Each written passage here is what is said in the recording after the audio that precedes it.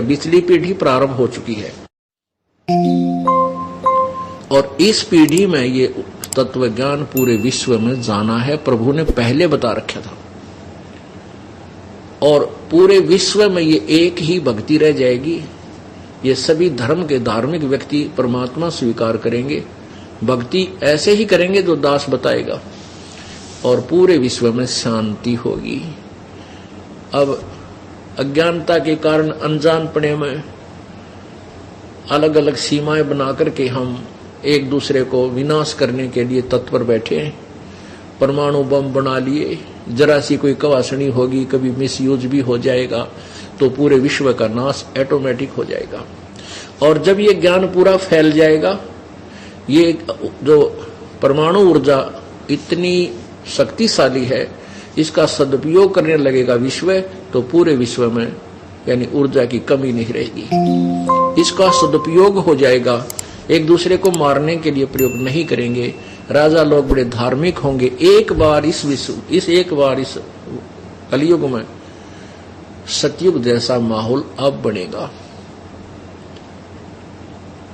और बहुत ढेर सारे मानव शरीरधारी प्राणी अरबों खरबों की संख्या में सतलोक जाएंगे यदि वो इस मार्ग पर लगे रहे, भ्रमित हुए नहीं, मर्यादा भंग नहीं की और इस नाम का जाप अंतिम श्वास तक करते रहे। पिछली पीढ़ी प्रारंभ हो चुकी है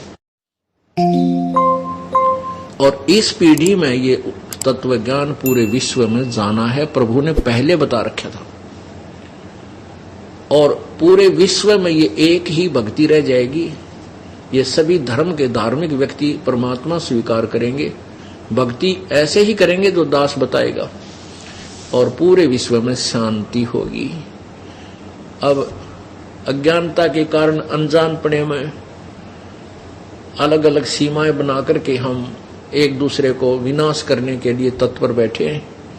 परमाणु बम बना लिए, जरा सी कोई कवासनी होगी, कभी मिसयूज भी हो जाएगा तो पूरे विश्व का नाश ऑटोमेटिक हो जाएगा।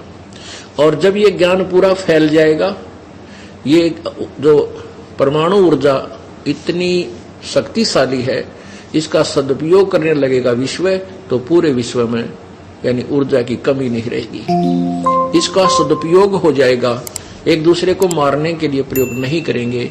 राजा लोग बड़े धार्मिक होंगे। एक बार इस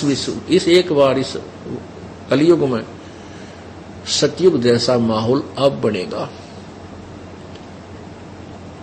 और बहुत ढेर सारे मानव शरीरधारी प्राणी अरबों खरबों की संख्या में सतलोक जाएंगे यदि वो इस मार्ग पर लगे रहे, भ्रमित हुए नहीं, मर्यादा भंग नहीं की और इस नाम का जाप अंतिम श्वास तक करते रहे।